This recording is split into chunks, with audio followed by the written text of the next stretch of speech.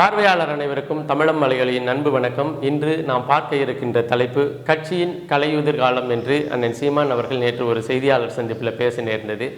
பல பேர் இவ்வளோ கடுமையான வார்த்தையை அண்ணன் சீமான் அவர்கள் பயன்படுத்திட்டாரு அப்படிங்கிற மாதிரி எல்லாம் பேசியிருந்தாங்க. அத்தகைய கட்சியின் கலையுதிர் காலம் என்று சொல்வதற்கு பின்னே உள்ள அண்ணன் சீமான் அவர்களினுடைய நியாயமான காரணங்களும் நியாயமான கோபமும் என்ன என்பது குறித்து நம்ம பேச இருக்கிறோம். கூடுதலாக நேற்று முழுமைக்கும் இணையதளத்தில் பேசு பொருளாக்கப்பட்ட செய்தி என்னென்னா, காளியம்மாள் அவர்களினுடைய விலகல், அவர்களுடைய போக்கு, இது குறித்தான செய்திகள் பயன்படுத்தப்பட்டன, பார்வைக்கு வந்தது. கூடுதலாக ஒரு தொலைக்காட்சியினுடைய நிறுவனம் சகோதரி காளியம்மாள் அவர்களை தொடர்பு கொண்டு என்ன மாதிரியான முடிவை நீங்கள் அறிவிக்க போகிறீங்க, முடிவு இருந்தால் சொல்லுங்கள் அப்படின்னு கேட்குறது போலவும், அதன் பிறகு சரி நான் இது குறித்து தனியாக ஒரு முடிவும் இனி சாரப்போகிற கட்சி குறித்து ஒரு தனியாக ஒரு முடிவையும் நான் அறிவிக்க விரும்பலை, ஒட்டுமொத்தமாக முடிவு எடுத்துட்டு உங்களுக்கு அறிவிக்கிறேன், அதன் பிறகு நீங்கள் செய்தியாக போடலாம் அப்படின்னு சொல்லிட்டு சகோதரி காளியம்மாள் அவர்கள்ட்ட கேட்குது. அப்போது அவங்க காளியம்மாள் அவர்கள் என்ன மாதிரியான முடிவை எடுக்க இருக்கிறாரு, எப்படி எடுக்கலாம், என்ன மாதிரியான வாய்ப்புகள் அவங்களுக்கு இருக்குது என்பது குறித்து நம்ம பேச இருக்கிறோம். இன்னும் கூடுதலாக ஒரு யூடியூப் சேனலில் நேற்று ஒரு நேர்காணலை பார்க்க முடிஞ்சது. தோழர் ஜெகதீச பாண்டியன் அவர்கள் பேசிய அந்த பேச்சை என்னால் கேட்க முடிஞ்சது. சரி, ஏற்கனவே ஜெகதீச பாண்டியன் அவர்களை பற்றியெல்லாம் நம்ம பேசிட்டோம், இப்போ மறுபடியும் அவரை பற்றி பேசலாமா அப்படின்னு கேட்கும் பொழுது அவர் இன்னும் பல புதிய கருத்துக்களையும் அறிவு செறிவுள்ள பல கருத்துக்களையும் நான் எப்படிப்பட்ட ஆள் அப்படிங்கிறத தன்னைத்தானே நிரூபிக்கிற அந்த பேட்டியாக என்னால் பார்க்க முடிஞ்சுது. இன்னும் கூடுதலாக சகோதரி காளியம்மாள் குறித்து அண்ணன் சீமான் அவர்களுடைய அந்த கட்சிக்கும் கட்சியினுடைய தளபதிக்குமான உறவு முறைகள் குறித்து எல்லாம் அவர் பேசியிருந்தாரு. இன்னும் சொல்ல போனால் காளியம்மாவை வேணும்னே ஒதுக்குறாங்க என்பது குறித்தெல்லாம் அவர் பேசியிருந்தாரு. சரி, தோழர் ஜெகதீச பாண்டியனை கொஞ்சம் இவர் இப்படிப்பட்டவருங்க, இந்த மாதிரியான ஆளுங்க, அப்படி அதாவது ஸ்கிரிப்ட் எழுதி கொடுத்தது நான் தான் அப்படிங்கிற மாதிரி நம்ம பேசுவோம் அப்படிங்கிறது குறித்து தான் இந்த காணொலி பதிவு. குறிப்பாக நம்ம மற்ற ரெண்டு செய்திகளை பேசுவதற்கு முன்னாடி தோழர் ஜெகதீச பாண்டியன் அவர்கள்ட்ட இருந்து ஆரம்பிச்சிடலாம். நான் போன காணொலி பதிவில் கூட சொல்லியிருந்தேன், அவருடைய சொந்த தொகுதியில் அவருடைய சக்தி என்ன, அவர் ஒன்றிய தேர்தலில் நின்று ஒன்றிய கவுன்சிலருக்கு நின்று அவர் பெற்ற வாக்குகள் என்ன, இது குறித்தெல்லாம் நம்ம பேசியிருந்தோம். சரி, அதெல்லாம் விடுங்க. அவர் 1000 ஓட்டு வாங்கியிருந்தால் அது கட்சிக்கு பெருமை. அவர் 1000 ஓட்டு வாங்காமல் வெறும் 17 ஓட்டு தான் வாங்கியிருந்தால் அவரை நம்ம குறை சொல்கிறதா ஆகிடக்கூடாது. சரி, பரவாயில்ல, அவருக்கு தெரிஞ்சது தான், கட்சி தான் அவருக்கான அறிமுகம் என்று நம்ம நினச்சிக்கலாம் அப்படின்னு சொல்லிட்டு அடுத்து பார்த்தா நேற்றைய இதில் 2-3 முக்கியமான கருத்துக்களை சொல்லியிருந்தார். அந்த 2-3 கருத்துக்களில் முக்கியமான கருத்து என்னென்னா, நான் புகழேந்தி மாறனே, இன்னும் வெற்றிக்குமரனே, இன்னும் பல பேர் இந்த கட்சிக்காக ரொம்ப அதிகமாக உழைச்சிருக்கிறோம், நாங்கள் ஐநா மன்றம் வரை சென்று இந்த கட்சியினுடைய குரலாக நாங்கள் ஒழித்து இருக்கிறோம், நாங்கள் ஐநா மன்றம் வரலாம் சென்றோம் என்பது குறித்தெல்லாம் பதிவு பண்ணியிருந்தார். உண்மையிலேயே தோழர் ஜெகதீச பாண்டியன் அவர்களினுடைய கருத்துக்கு நம்ம இது பதில் சொல்லி தான் ஆகணும். ஏன்னா இது சம்மந்தமாக நான் இன்ன வரலையும் யாருக்கிட்டையும் சில செய்திகள் எல்லாம் பகிர்ந்து கொள்ளலை. அதன் பிறகு சரி, இவ்வளவு பிறகு நான் ஐநா மன்றத்துக்கே உங்கள்கிட்ட கட்சிக்காக போய் நாங்கள் வாதாடி இருக்கிறோம், கட்சிக்கும் ஐநா மன்றத்துக்கும் எந்த சம்மந்தமும் இல்லை, நான் போய் தான் கட்சியையே ஐநா மன்றத்தில் அறிவித்தேன் அப்படிங்கிற மாதிரி எல்லாம் பேசும்பொழுது சில செய்திகளை நம்ம சொல்லிடுவோம் அப்படிங்கிறதா. உண்மையில் பார்த்தீங்கன்னா அந்த ஐநா மன்றத்திற்கு போகுவது, ஒவ்வொரு வருடமும் இந்த மார்ச் மற்றும் ஏப்ரல் மாதங்களில் நடக்கின்ற அந்த கூடலுக்கு போய் கலந்து கொள்வது, இது எல்லாமே கடந்த காலத்தில், இன்னும் சொல்ல போனால் அதில் முத கலந்து கொண்டவர்கள்னா நான், ஜீவா டானிக் போன்றவர்கள் தான் அங்கே போய் கலந்து கொண்டோம். அதன் பிறகு ஜீவா டானிக் அப்படிங்கிற தம்பியின் மூலமாக ஒரு ஒருங்கிணைப்பு வச்சுருந்தாங்க. வருடாந்திரமாக ஒவ்வொருத்தராக கொண்டுட்டு போய் அங்கே நம்ம ஆட்கள், நம்மளுடைய ரெப்ரசன்டேஷன் இருக்கணும் அப்படின்னு சொல்லி அறிமுகப்படுத்துறது உண்டு. அதில் பால் நியூமன் ஐயா இருந்தாங்க, முன்னாடி இருந்தாங்க. அவங்க தலைமையில் ஒரு குழு போகும், ஒரு 4 பேர் 5 பேர். இப்போ ஒருத்தர் போயிட்டு வந்தவொடனே இங்கே இருக்கிற ஆட்கள், முக்கியமான ஆட்கள் என்ன பண்ணுவாங்க, என்ன மட்டும் ஐநாவுக்கு கூட்டிகிட்டு போக மாட்டீங்களா, என்ன எல்லாம் விட்டுட்டு போகிறீங்களே அப்படின்னு எல்லாம் கேட்கும் பொழுது சரி அடுத்த வருஷம் இவங்களை கூப்பிட்டுவோம். அப்படி தான் ஒரு முறை தோழர் ஜெகதீச பாண்டியனும் புகழேந்தி மாறனும், அப்போ அண்ணன் ஹுமாயூன் கபீர் கூட போயிருந்தார். அவங்களும் ஒரு ஆளாக அதில் கலந்துக்கிட்டார். இப்போ இந்த 4 பேர் ப்ளஸ் பால் நியூமன், அப்புறம் இவர் நம்ம தம்பி ஜீவா டானிக் எல்லாம் போய் கலந்துருந்தாங்க. அப்போ அப்போ போய்கிட்டு இருக்கும் பொழுது என்ன பேசுறது, யார் என்னென்ன தலைப்பில் பேசுறது, என்ன மாதிரியான வார்த்தை பிரயோகங்களை பயன்படுத்துறது, அதுலேயும் குறிப்பிட்ட நேர அளவைக்குள்ளே அதை பேசி முடிக்கணும். ஒரு குறிப்பிட்ட நேரம் தான் அவங்க நம்மளுக்கு ஸ்லாட்டு கொடுப்பாங்க, அந்த குறிப்பிட்ட நேரத்துக்குள்ளே பேசி முடிக்கணும். குறிப்பிட்ட நேரத்துக்குள்ளே பேசி முடிக்கிற அளவுக்கு செறிவான கருத்துக்களை உடைய கன்சைஸ்டு பேட்டர்ன் எழுதி கொடுக்கணும். அப்போ நல்ல தோழர் ஜெகதீச பாண்டியன் அவர்களுக்கு தெரியும், அங்கே போன 3 பேருக்கும் ஸ்கிரிப்டை எழுதி கொடுத்து ஸ்கிரிப்டில் என்னென்ன வரணும், எவ்வளோ ஃபாஸ்ட்டாக ரீட் பண்ணணும், என்னென்ன இதுக்கு எவ்வளோ டைமுக்குள்ளே இதை வாசிக்கலாம் அப்படின்னு பட்டியலை போட்டு ஸ்கிரிப்ட் எழுதி கொடுத்தது வந்து அடியனாகிய செந்தில்நாதன். இது தோழர் ஜெகதீச பாண்டியன் அவர்களுக்கு தெரியுமா தெரியாதான்னு தெரியல. இப்போ அவர் ஏன் நான் ஸ்கிரிப்ட் எழுதி கொடுத்தேன், இதை ஏன் நம்ம பொது வெளியில் சொல்லணும் அப்படிங்கிறதெல்லாம் நம்மளுக்கு நோக்கம் இல்லை. அவருக்கு ஏன் இதை சொல்லணும்னா, அவர் அழைச்சிட்டு போனதுலேயும் அவருடைய பெரிய மெச்சூரிட்டினாலேயும் அல்லது கட்சியில் நடந்த பெரிய பங்களிப்புனாலேயும் அவர் அழைச்சிட்டு போகலை. ஏன்னா ஏற்கனவே ஒரு குழுவினர் போயிட்டு வந்ததுனால அடுத்த முறை இன்னொரு குழு போகணும் பொழுது என்னையே அனுப்பி விடுங்கன்னு சொல்லி கேட்டதுனால அண்ணன் சீமான் அவர்கள் அனுப்பி விட்டார். அதன் பிறகு அங்கே போய் வாசித்ததும் அவருடைய சொந்த வாசிப்பு இல்லை, இங்கேருந்து எழுதி தந்த வாசிப்பு அப்படிங்கிறத தோழர் ஜெகதீச பாண்டியன் அவர்கள் புரிந்து கொள்ளணும்.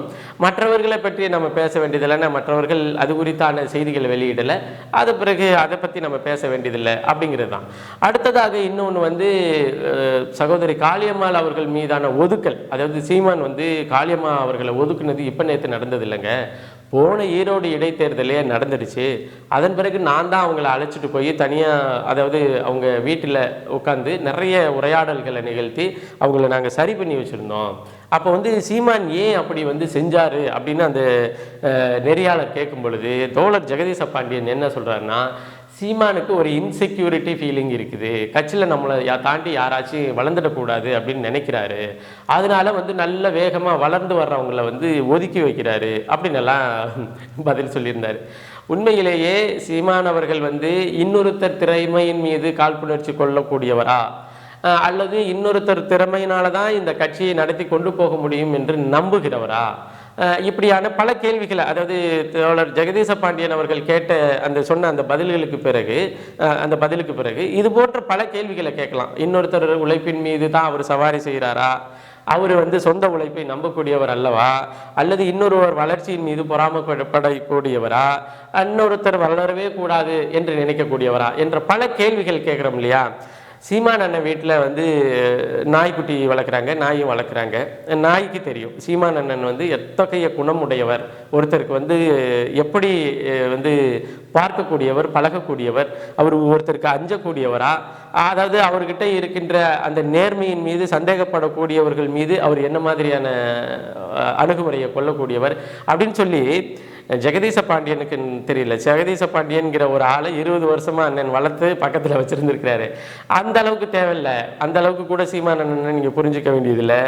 5 வருஷம் 3 வருஷம் சீமான் அண்ணனால் வளர்க்கப்பட்ட நாய்க்கும் அந்த வீட்டில் வளர்கிற கோழிக்கும் அப்புறம் கிளிக்கும் தெரியும் சீமான் அண்ணன் அவர்கள் தனி ஒருவனுடைய வளர்ச்சியின் மீது பொறாமை கொள்ளக்கூடியவரா, அல்லது அவர் வளர்ந்து விடவே கூடாது என்று நினைக்கிறவரா, அல்லது இவர்கள் வளர்ந்து விட்டால் நம்மளுக்கு பாதிப்பு வந்துவிடும், நம்ம சொந்தமாக திறமையே இல்லைன்னு நினைக்கக்கூடியவரான்னு ஜெகதீச பாண்டியன் என்கின்ற ஒரு நபரை 20 வருடம் அடையாளம் காட்டிய அண்ணன் சீமான் அவர்களை பற்றி ஜெகதீச பாண்டியன் சொல்ல வேண்டியதில்லை. 5 வருஷத்தில் வளர்த்தார் இல்லையா அந்த நாய்க்கு தெரியும், 2 வருஷம் வளர்த்துக்கிட்டு இருக்காரு இல்லையா, 2 வருஷமாக வளர்த்துக்கிட்டு இருக்காரு இல்லையா அந்த கோழிக்கு தெரியும், சும்மா ஒரு 6 மாதம் பழகுகின்ற அவர் வீட்டில் இருக்கிற கிளிக்கு கூட தெரியும் அவர் தனித்திறமையாளர்களை ஊக்குவிப்பாரா அல்லது தனித்திறமையாளர்களை ஒதுக்கி வைப்பாரான்னு எல்லாருக்குமே தெரியும். அப்போது ஜெகதீச பாண்டியன் மாதிரியான நீங்கள் பார்த்தீங்கன்னா கட்சியிலேருந்து வெளியில் போனவங்க சத்தம் இல்லாமல் இன்னொரு இடத்துல வேலை செஞ்சுக்கிட்டு இருக்கிறாங்க. கட்சியிலேருந்து வெளியில் போனவங்க சத்தம் போட்டு எல்லா நேரத்துலையும் கட்சியை எதிர்த்து பேசிக்கொண்டு இருக்கிறாங்க. நீங்கள் பார்த்தீங்கன்னா ஆரம்ப காலகட்டத்தில் நல்லதுரை போன்றவர்கள் போனாங்க. வெளியில் போன பிறகு இந்த கட்சி குறித்து பெரிய காழ்ப்புணர்ச்சியோ அல்லது அவதூறுகளோ எந்த காலத்திலும் போகும்பொழுது சில மனத்தாண்களே வெளியிட்டு போனாங்க. போன பிறகு இன்னொரு கட்சிக்கு போன பிறகு அந்த கட்சியில் என்ன வேலையோ அந்த வேலையை பார்த்துக்கிட்டு இருந்தாங்க. சரி, ரொம்ப தூரம் கூட போக வேண்டியதில்லை. ஒரே நேரத்தில் 2 பேர் போனாங்க. ஒன்று கல்யாண சுந்தரம் போனாங்க, இன்னொருத்தர் தம்பி பெயிண்டரும் போனாங்க. கல்யாண சுந்தரம் வெளியில் போய் அதிமுகவில் தன்னை இணைத்து கொண்ட பிறகு அந்த கட்சியில் என்ன வேலை கொடுத்தாங்களோ அந்த கட்சியில் உள்ள நியாய உணர்வுகள் என்னவோ அது குறித்து மட்டும் பேசினார். ஏன்னா எப்பயுமே கல்யாண சுந்தரத்துக்கும் ராஜீவ் காந்திக்கும் என்ன வித்தியாசம்னா, கல்யாண சுந்தரம் தன்னிடம் உள்ள தனித்திறமையின் மீது நம்பிக்கை கொண்டவர். யாரு? கல்யாண சுந்தரம். அவர் எனக்கு இளமைதான் வச்சுக்கிங்களேன், என்னை விட இளையவர் தான் வச்சுக்கிங்களேன். அவர் தன்னுடைய தனித்திறமையின் மீது நம்பிக்கை கொண்டவர். அதனால இன்னொருத்தனை அதாவது அவதூறு பரப்பி, இன்னொருத்தனை குற்றஞ்சாட்டி, இன்னொருத்தனை அவதூறு பரப்பி தான் தன்னுடைய சர்வைவலை வச்சுக்கணுங்கிற எண்ணம் கொள்ளாதவர் கல்யாண சுந்தரம். ஆனால் இந்த ராஜீவ் காந்தி பெயிண்டர் இருக்கா இல்லையா, பெயிண்டருக்கு தனித்திறமைன்னு ஒன்றும் கிடையாது, ஒரு தனித்திறமையும் கிடையாது. ஆனால் அந்த தனித்திறமையை எப்படி இவர் வச்சுக்குவார்னா, இன்னொருத்தனை நான் விமர்சனம் பண்ணுறேன், அவனுடைய பல ரகசியங்களை தெரியும், நான் உங்களுக்கு அம்பலப்படுத்துகிறேன், அவனுடைய எல்லா போக்கும் எனக்கு தெரியும், நான் வந்து ஹேண்டில் பண்ணிடுவேன், அது ஒரு பிரச்சனை இல்லை, அது நான் பார்த்துக்குவேன் அப்படின்னு சொல்லுகின்ற திறமை இருக்கும். தனித்த திறமை, தனித்து ஒரு கருத்தியலாக ஒரு தன்னை வளர்த்து கொள்கின்ற எந்த திறமையும் என்ற வந்து ராஜீவ்காந்தி. அதனால தான் கல்யாண சுந்தரம் இன்னொரு கட்சிக்கு போன பிறகு கட்சியினுடைய வேலைகளை பார்த்துட்டு, கட்சியினுடைய ஒழுங்கியலை பார்த்துட்டு, இன்னும் பல நெருக்கடியான நேரங்களில் உண்மையை பேசுவதற்கு தயங்காத ஒரு ஆளுன்னா கல்யாண சுந்தரம்.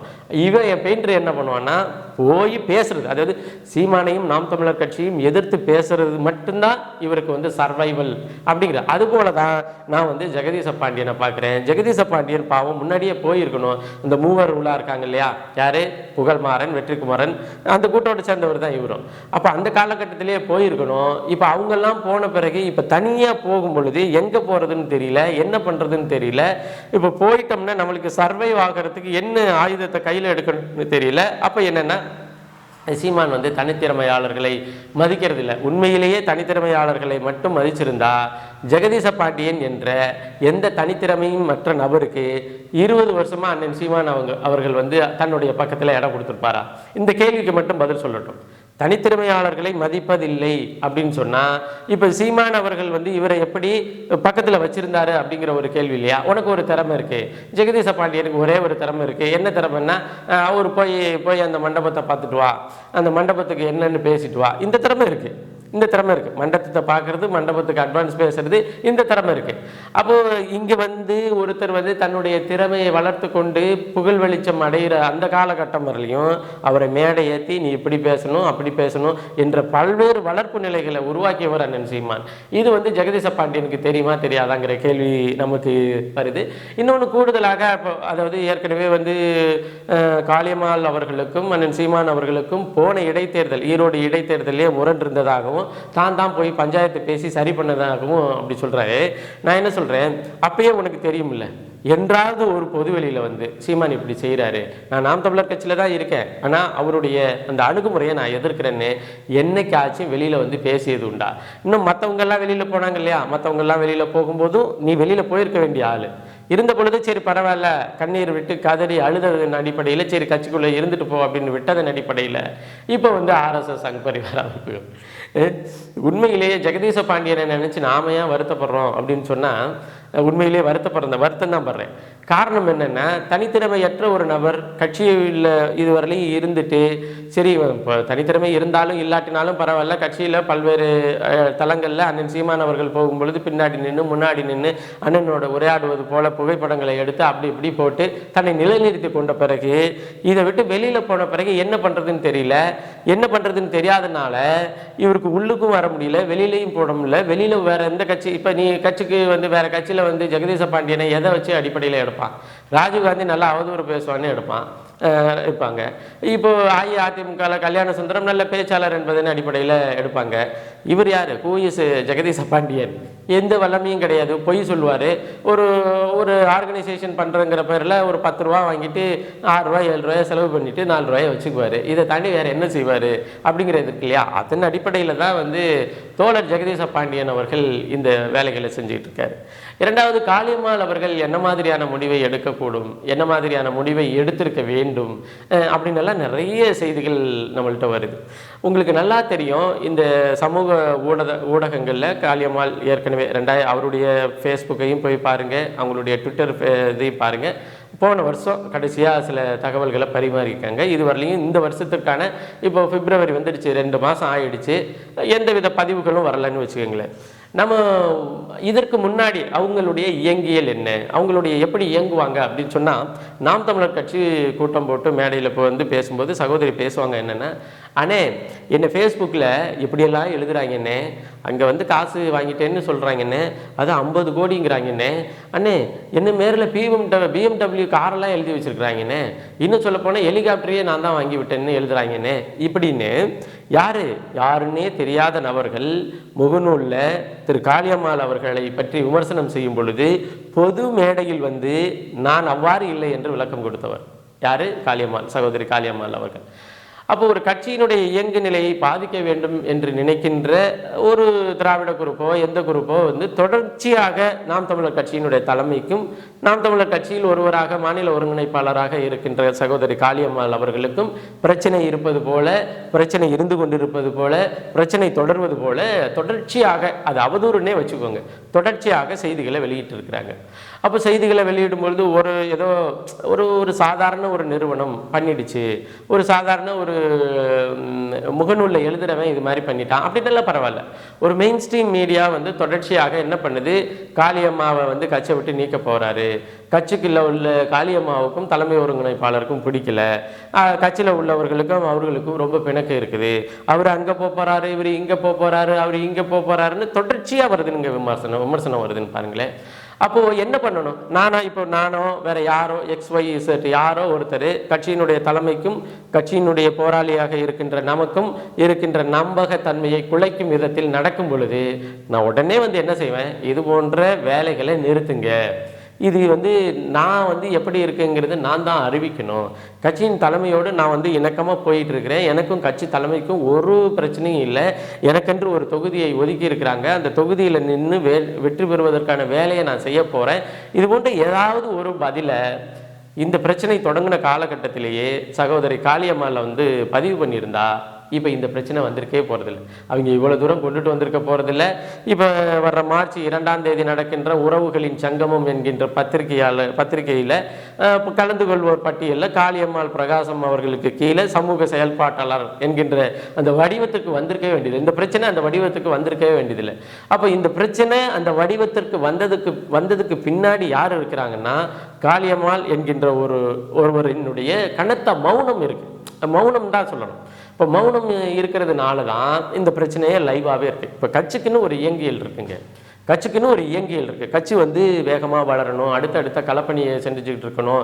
இப்போ இதில் செந்தில்நாதன் கோவப்படுறான்னு வச்சுக்கோங்களேன், கட்சியினுடைய தலைமைக்கும் செந்தில்நாதனுக்கும் ஒரு சின்ன மனஸ்தாபம் இருக்குன்னா தீர்க்கிறதுக்கு ரெண்டு பக்கத்தும் முன் வரணும். அண்ணன் சீமான் அவர்கள் பலமுறை கூப்பிட்டு பேசியிருக்கிறாங்க, நீங்களும் அண்ணன் சீமான் அவர்களோடு பலமுறை பேசியிருக்கிறீங்க. நீங்கள் இந்த பிரச்சனையெல்லாம் முடிஞ்ச பிறகு வந்து மற்ற யாருக்கிட்ட எப்படி பேசுவாங்களோ தெரியாது, அண்ணன் சீமான் அவர்கள் என்னை பொறுத்தவரையிலும் மிகுந்த நேர்த்தியான மரியாதையோடு மிகுந்த அன்போடு பேசக்கூடியவர்னு நான் சொல்லலை, வேற யாரும் சொல்லலை, நீங்களே பத்திரிகையாளர் சந்திப்பில் சொல்லியிருக்கிறீங்க, பத்திரிகையாளர்கிட்ட சொல்லியிருக்கிறீங்க. இப்போ எனக்கும் தலைமைக்கும் ஒரு பிரச்சனை வருது, தலைமை என்னோட பேசுது அல்லது நான் தலைமையோடு பேசுகிறேன், சரி செஞ்சுக்கிட்டு இந்த பிரச்சனையிலேயே தலைமை நிற்க முடியாது. தலைமை எப்படி இருக்கணும்னா அடுத்தடுத்து வேலை திட்டம், அடுத்து என்ன வேலை திட்டங்களோடு தலைமையும் கட்சியும் ஓடிக்கொண்டே இருக்கும். இப்போ நீங்கள் கிட்டத்தட்ட 6 மாசமா இந்த விமர்சனங்கள் அடிப்படையில் காளியம்மாவுக்கு என்ன பதில், காளியம்மா என்ன பதில் சொல்ல போகிறார், காளியம்மா எந்த இடத்தில் நிற்கிறார், காளியம்மா இன்று ஏன் இதை பற்றி பேசவில்லை, இப்படின்னு கட்சிக்காரங்கள இல்லை வெளியில் இருக்கிறவங்களோட சேர்த்து கட்சிக்காரர்களுடைய இயங்கியல் மனநிலையே இது வந்து உங்களுடைய அமைதி கட்டி போட்டுக்கிட்டே வந்தது. அதுதான் இதனுடைய மிகப்பெரிய காரணமாக நான் பார்க்குறேன். இன்னும் கூடுதலாக பார்த்தீங்கன்னா முகநூலில் வருது, ஒரு அந்த இதில் இருக்குது, அந்த வேற ஒரு மீடியாவில் வருதுன்னா நீங்கள் மறுப்பு சொல்ல வேண்டியதில்லை. முக்கியமான காட்சி ஊடகங்களில் மெயின் ஸ்ட்ரீம் மீடியாவில் வருது. இந்த மெயின் ஸ்ட்ரீம் மீடியாவில் வந்து நீங்கள் பேசி ஒரு மறுப்பு சொல்லலாம், அல்லது உங்களுடைய ட்விட்டர் ஃபேஸ்லேயோ அல்லது உங்களுடைய ஃபேஸ்புக்லேயோ நீங்கள் பேசி மறுப்பு சொல்லியிருக்கலாம். அப்போ எதுவுமே சொல்லாமல் அமைதியின் போக்கு என்னன்னா, என்ன ஏதோ ஒன்று இருக்குன்னு அவங்க பேசிக்கிட்டே இருக்கணும். யாரு? திராவிட தளங்களும் காட்சி ஊடகங்களும் ஏதோ ஒன்று இருக்கு, பிரச்சனை இருக்குன்னு பேசிக்கிட்டே இருக்கணும். அதை வந்து கட்சி வந்து அடுத்த கட்ட நிலைக்கு நகர விடாம காளியம்மாவுக்கு என்ன நடந்துச்சு, காளியம்மா என்ன இப்படியே கட்சி எப்படி எவ்வளோ நாள் இருக்கும்? ஒரு பிரச்சனை இல்லை, நீங்கள் அதன் பிறகு பேசிட்டீங்க, தலைமையும் பேசிடுச்சு, நீங்களும் ஒரு சகஜமான இயங்கியலுக்கு வந்துட்டா ஒரு பிரச்சனை இல்லை. இப்போ என்ன பண்ணுறீங்கன்னா, தொலைக்காட்சி நிறுவனத்திலேருந்து அழைப்பு வந்த பிறகு அழைப்பில் நான் ஒரு முடிவை எடுத்துட்டு சொல்கிறேன் அப்படின்னு சொல்கிறீங்க. நீங்கள் முடிவை எடுத்துட்டு சொல்கிறேன் அப்படின்னு சொல்லும் பொழுதே என்ன தெரியுதுன்னா, நீங்கள் இங்கே இருக்க மாட்டீங்களோ அப்படிங்கிற ஒரு தோற்றத்தை உங்களுடைய வார்த்தை உருவாக்கிடுச்சு. ஏன் அது மாதிரி நான் என்ன சொல்கிறேன்னா, உங்களுக்கு எல்லா வாய்ப்புகளும் எல்லா வசதிகளும் உங்களுக்கு இப்போ நீங்கள் 2018 வந்து மேடை ஏறுறீங்க நாகப்பட்டினத்தில், 2009 இந்த கட்சிக்கே இருக்கிறவங்க உங்கள் அளவுக்கு பேரை உடைய, அதாவது உங்கள் அளவுக்கு பொறுப்பை உடைய யாரும் பெறாத ஒரு உயரத்தை உங்களுக்கு பெற்றுத்தந்தது யாருன்னு நீங்களே சொல்லியிருக்கீங்க. நாம் தமிழர் கட்சியும் நாம் தமிழர் கட்சியினுடைய தலைமை ஒருங்கிணைப்பாளர் தான். நீங்கள் இதற்கு முன்னாடி சமூக செயற்பாட்டாளராக இருந்தப்ப உங்களுக்கு என்ன உயரம் என்ன அளவீடுன்னு இருந்துச்சு? நாம் தமிழர் கட்சியினுடைய மேடையும் நாம் தமிழர் கட்சியினுடைய தலைமை ஒருங்கிணைப்பாளரினுடைய வளர்ப்பும் உங்களை எந்த இடத்துல கொண்டு போய் வச்சுச்சு அப்படின்னு நான் சொல்ல வேண்டியதில்லை, நீங்களே சொல்லியிருக்கிறீங்க. அப்போ இப்போ ஒரு தொலைக்காட்சி நிறுவனம் உங்களுக்கு தொலைபேசியில் தொடர்பு கொண்டு உங்கள் முடிவை அறிவிப்பீங்களான்னு ஒரே முடிவாக அறிவிக்கிறேன் அப்படின்னு சொல்லியிருக்கிறீங்க. இப்போ முடிவு எடுக்கிறதுக்கு ஏன் இப்போ 8 மாதம் 6 மாதமாக இந்த பிரச்சனை ஓடிக்கிட்டு இருக்கு, முடிவு எடுக்கிறதுக்கு என்ன இவ்வளோ தாமதம் அப்படின்னு சொன்னால், உங்களுக்கு கொள்கை கோட்பாடு இவற்றின் மீது தான் என்னுடைய அரசியல் பயணம் அப்படின்னு முடிவு எடுத்துட்டா அது உங்களுக்கு தெரியும் என்ன முடிவு எங்கே நின்னா கொள்கை கோட்பாட்டுக்கு கொஞ்சம் சேதாரமும் இல்லாமல் நம்மளால் ஒரு அரசியல் கட்சியில் பயணிக்க முடியும் அப்படிங்கிறது உங்களுக்கு தெரியும். அப்போ நீங்கள் எடுக்க போகின்ற முடிவுக்கு என்ன காரணி, என்ன கன்சிடரபிள் ஃபேக்டராக இருக்க போகுது அப்படிங்கிற ஒரு கேள்வி இருக்கு இல்லையா? கொள்கை கோட்பாடு, தமிழர் இனமான அரசியல், தலைவர் குறித்தான சிந்தனை, ஈழம், மீனவர்களுக்கான நியாயமான பார்வை, இன்னும் சொல்லப்போனால் பல்வேறு காரண காரியங்களில் எந்த இடத்துல நீங்கள் நின்னா உண்மையான அரசியலை பேச முடியும்னு கூட தெரியாமல் நீங்கள் 8 மாதமா 6 மாதமா அப்படியே கன்ஃபியூஸ்லேயே இருக்கிறீங்களா அப்படிங்கிற ஒரு கேள்வி இருக்கு இல்லையா? அதனால கட்சியை பொறுத்தவரையிலையும் கட்சியினுடைய இயங்கியலை பொறுத்தவரையிலையும் காளியம்மா என்கின்ற ஒரு விமர்சனத்திற்கு 6 மாதமா பதில் சொல்லாமல் அடுத்த நிலைமைக்கு போகாமல் அப்படியே இருக்கலாம் முடியாது, அது கடந்து போயிட்டே இருக்கும். இவங்க அந்த காலகட்டத்தில் விமர்சனம் வந்த காலகட்டத்தில் சகோதரி காளியம்மால முன் எப்பா நான் இந்த கட்சியோட தான் நிற்கிறேன், நீங்கள் எந்த பேச்சும் பேசாதீங்க அப்படின்ட்டு ஒரு பொதுப்படையான விமர்சனத்தையோ அல்லது பொதுப்படையான பதிவோ இல்லை இப்போ இந்த விமர்சனத்தை கிளப்புகின்ற காட்சி ஊடகங்களுக்கோ வேறு எதுவுமே தேவையில்லை, தன்னுடைய முகநூல்லையோ ட்விட்டர்லையோ ஒரு பதிவு போட்டிருந்தா இவ்வளோ பெரிய பிரச்சனை வந்திருக்காது. இப்போ ஏன் இதை இவ்வளோ பெரிய பிரச்சனை அப்படின்னு சொல்கிறேன்னா, காளியம்மா அவர்கள் ஒரே நேரத்தில் கட்சி தலைமை தன் மீது வைத்த நம்பிக்கையும் கட்சியில் உள்ள பொறுப்பாளர்கள் மற்ற சிந்தனையாளர்கள் மற்ற மாவட்ட தொகுதி பொறுப்பாளர்கள் தன் மீது வைத்த நம்பிக்கையும் இழந்து விட்டார். இப்போ காளியம்மா அவர்களால் இந்த முடிவு ஏன் இவ்வளோ யோசனை அப்படின்னு சொன்னால், எங்கே போகிறதுன்னு யோசனை இல்லை, இங்கே இருக்கிறதுல என்ன பிரச்சனைன்னு நம்மளுக்கு தெரியல. உண்மையிலேயே காளியம்மாள் அவர்கள் எடுக்க போகிற முடிவு என்னவா இருந்துட்டு போட்டோம், அது அவங்களுடைய விருப்பம். எப்படி உங்களால் 5 டிஎம்கே ஆட்களை போட்ட 5 அமைச்சர், அந்த அமைச்சரோடு உங்களால் ஒரு மேடையை பகிர்ந்து கொள்ள முடிகிறது அப்படின்னு தான் நமக்கு தெரியல. அப்போ ஏற்கனவே எடுக்கப்பட்ட முடிவுகளின் அடிப்படையில் தான் அந்த அழைப்பு அட்டை தயாரிக்கப்பட்டதா இது போட்டு எனக்கு இல்லை, எனக்கு நல்லாவே தெரியும் என்ன மாதிரியான முடிவு எடுக்க போகுது, என்ன மாதிரி போக போகிறாங்க சகோதரி காளியம்மாள் அப்படின்னு. ஏன்னா அது அவர்கள் எடுக்க விட்டு அது குறித்து நம்ம பேசுவோம். இப்போ நம்ம அது குறித்து பேச வேண்டிய எந்த அவசியம் இல்லை.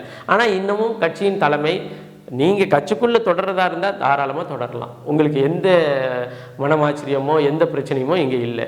அதே போல் நீங்கள் கட்சியை விட்டு வெளியில் போகிறதுன்னு முடிவு எடுத்துட்டீங்கன்னா இல்லை நீங்கள் இருந்தே ஆகணும்னு யாரும் வற்புறுத்த போகிறதில்ல. ரொம்ப தெளிவாக அண்ணன் சீமான் அவர்கள் சொல்லியிருக்கிறாங்க.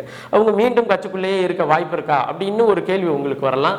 அவங்க நினச்சாங்கன்னா அவங்க கட்சிக்குள்ளேயே இருக்கலாம். அதில் யாரும் ஐயோ இவங்க இது மாதிரியெல்லாம் யோசிச்சாங்களே, இவங்க இப்படியெல்லாம் சொன்னாங்களே, அப்படியெல்லாம் கிடையாது. இந்த கட்சியை பொறுத்தவரையிலையும் நாம் தமிழர் கட்சியை பொறுத்தவரையிலையும் கட்சியை விட்டு புதிய கட்சி தொடங்கி அண்ணனை சீமான் அண்ணனை விமர்சித்தவர்களை கூட இந்த கட்சியினுடைய ஒரு அங்கமா இன்னைக்கு அண்ணன் சீமான் அவர்கள் சேர்த்திட்டு ஓடிட்டு இருக்கிறார். இங்க வேற ஒரு கட்சியில வேற ஒரு அமைப்புல இருந்தவரை கூட இன்னைக்கு கட்சியினுடைய முக்கியமான பொறுப்புகளை கொடுத்து அண்ணன் சீமான் அவர்கள் தன்னோடு அணைத்துட்டு போறாங்க. அதனால காளியம்மாள் அவர்களுக்கு அவங்க விமர்சனம் கடந்த காலத்தில் ஒரு மனஸ்தாபம் இருந்துச்சு, அதெல்லாம் அவங்க பொருள்படுத்தாமல் மறுபடியும் கட்சியில் கட்சியினுடைய இயங்கியலோடு இணைந்து வேகமாக ஓடணும்னு முடிவு எடுத்துட்டாங்கன்னா அந்த முடிவுக்கு எதிராக யாரும் இருக்க போகிறதில்ல.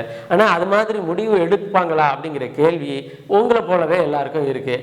ஆனால் அதற்காக காளியம்மாள் முடிவு எடுத்த பிறகுதான் நாகப்பட்டினத்தில் ஒரு வேலை நடக்கும், தஞ்சாவூரில் ஒரு வேலை நடக்கும், மயிலாடுதுறையில் ஒரு வேலை நடக்கும், பூம்புகாரில் ஒரு வேலை நடக்கும், இல்லாட்டினா எந்த வேலையும் நடக்காது அப்படிங்கிற இயங்கியல் கட்சிக்கு கிடையாது. கட்சி அது போய்கிட்டே இருக்கும். சரி, இந்திரநாதன் இல்லை யாராக இருந்தாலும் சரி அவங்க அமைதியாக இருந்தாங்கன்னா அவங்க அமைதியாக தான் இருக்க வேண்டும். கட்சிங்கிறது ஒரு இயங்கியல் போய்கிட்டே இருக்கும். இதுதான் காளியம்மாள் அவர்கள் என்ன முடிவு எடுக்க போகிறார்களோ என்பதை தாண்டி அவர்கள் என்ன முடிவு எடுத்திருக்க வேண்டும், எந்த காலத்தில் அந்த முடிவை எடுக்காதனால தான் இன்னைக்கு இந்த சூழலில் வந்திருக்கு.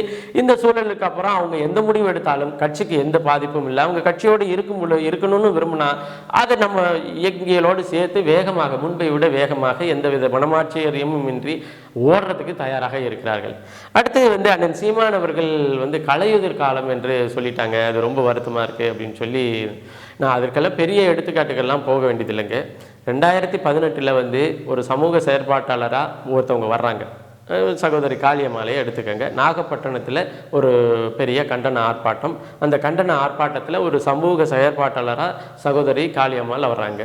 அப்போ அந்த மேடையிலேயே அண்ணன் பார்க்குறாங்க, ரொம்ப சிறப்பாக பேசுகிறாங்க, எளிமையான மொழியில் பேசுகிறாங்க, மக்கள் மொழியில் பேசுகிறாங்க என்று தெரிஞ்சோடனே உடனடியாக அவங்கள வந்து அழைத்து மாநில ஒருங்கிணைப்பாளராக மாற்றி பல்வேறு கூட்டங்களில் பல்வேறு மேடைகளில் இன்னும் சொல்லப்போனால் காட்சி ஊடகங்களில் ஆளை அனுப்பும் பொழுது ரொம்ப தெரிவு செய்து அனுப்புவாங்க. அப்போ வந்து எடுத்த உடனேயே காட்சி ஊடகங்கள் விவாதத்திற்கு பல விவாதத்திற்கு சகோதரி காளியம்மாள் அனுப்பப்பட்டாங்க. அதன் பிறகு எல்லா ஏற்பாடுகளும் எல்லா மேடைகளிலும் சகோதரி காளியம்மாளுக்கான இடத்தை கொடுத்தாங்க. அப்படி தான் 2018க்கு பிறகு 2024 பாராளுமன்ற தேர்தல் வரலையும் வந்த எந்த தேர்தலையும் அவர்களுக்கு சீட்டு கொடுக்காம இல்லை. இப்போ இதை தாண்டி ஒரு கட்சியின் தலைமை ஒருத்தரை எப்படி வளர்த்து விட முடியும் சொல்லுங்கள்? ஒருவேளை பொறாமப்பட்டு கட்சி தலைமை வந்து அவங்களுடைய வளர்ச்சியில் பொறாமப்பட்டுச்சு அப்படின்னு சொன்னால் உங்களையம்மா ஒரு வாட்டி நீங்கள் போங்க, இன்னொரு வாட்டி இன்னொருத்தர் வந்து பேட்டி கொடுக்க போட்டோம், நீங்கள் கொஞ்ச நாள் இருங்கன்னு இல்லை அப்படி இல்லை சொல்லியிருக்கோம். இப்போ நீங்கள் ஒரு கூட்டத்தில் பேசிட்டீங்கம்மா, இன்னொரு கூட்டத்தில் இன்னொருத்தவங்க பேசட்டும் அப்படின்னு இல்லை சொல்லியிருக்கோம். கட்சி வந்து பொறாமைப்பட்டுச்சுன்னா இந்த ஜெகதீச பாண்டியன் மாதிரியான ஆட்கள் எல்லாம் சொல்கிறாங்க இல்லையா, அவங்க சொல்கிறாங்களே கட்சி அப்படின்னு சொன்னால் இந்த மேடையில் நீ பேசிட்டமா அடுத்த மேடையில் பேசாத அப்படின்னு சொல்கிறதுக்கு கட்சி தலைமை சொல்கிறதுக்கு யாரும் வந்து கருத்து சொல்லவே முடியாது. அப்போ அது போன்ற எந்த சிந்தனையும் இல்லை. அப்போ ஒரு மனிதரை பார்க்கும் பொழுதே இவனை சந்தேகிக்கணும், இவன் வந்து மோசமானவன், இவனை வளர்த்து விட்டா இவன் வந்து நமக்கு வந்து தீங்கு பண்ணுவான் அப்படிங்கிற எண்ணத்தை அண்ணன் சீமான் அவர்கள் ஒரு பொழுதும் கொண்டிராதவர். பார்க்கும் பொழுது சரி வாரியா, இணைந்து களமாறியா, உன்னுடைய செயல்பாடுகள் வேகமாக போகுதா, வா உனக்கு கூடுதல் பொறுப்பை அறிவித்து உன்னை வந்து டிஸ்பிளே பண்ணுறதுல ஒரு கட்சிக்காரனை ஒரு திறமையாக வர்றவனை டிஸ்பிளே பண்ணுறதுல அண்ணன் சீமான் அவர்களை தவிர வேற இந்த காலத்தில் வேற எந்த அரசியல்வாதி இருந்தாலும் அப்படி முடியவே முடியாது. இதற்கு வந்து பல எடுத்துக்காட்டுகளை சொல்லலாம். இப்போ அதே போல் வந்து கொஞ்சம் அன்பிராக்டிஸாக வர்றவங்க, கொஞ்சம் வந்து சரியாக வராதவங்களை கூட அந்த இடத்துல கொண்டு போய் பொருத்தி அவங்கள வளர்த்து விட்டு, இன்னும் சொல்ல போனால் பெயிண்டர் ராஜீவ்காந்தியெல்லாம் மேடையில் பேசிட்டு திக்கு தின்னுட்டு அழுதான். இப்போ பெயிண்டர் ராஜீவ்காந்தி எப்படி பேசுகிறாருன்னா அது வந்து சீமானண்ணன் அவர்களுடைய ஒரு வளர்ப்பு, இப்படி தான் பேசணும், மேடையை இப்படி தான் பேசணும்னு. இடும்பவனம் கார்த்திக்கெல்லாம் ஒரு மேடையில் ஏறிட்டு சரியாக பேசலன்னுட்டு வந்து அழுதான். அதன் பிறகு வந்து இடும்பவனம் கார்த்திக்கு எல்லா மேடையும் கொடுத்து எல்லா மேடையிலும் நீ பேசு, நீ எதை பற்றியும் யோசிக்காத, நான் முன்னாடி உட்காந்துருக்கிறேன்னு நீ யோசிக்காத, நீ இப்படி தான் பேசணும், இது படி நிறையா படி அப்படி இப்படின்னு பேசி வளர்த்து விட்டவர் தான் அண்ணன் சீமான். அப்படி இருக்கும் பொழுது இன்னும் சொல்ல போனால் நான் அதை அந்த ஒப்பீடுகளுக்கு போக தேவையில்லை.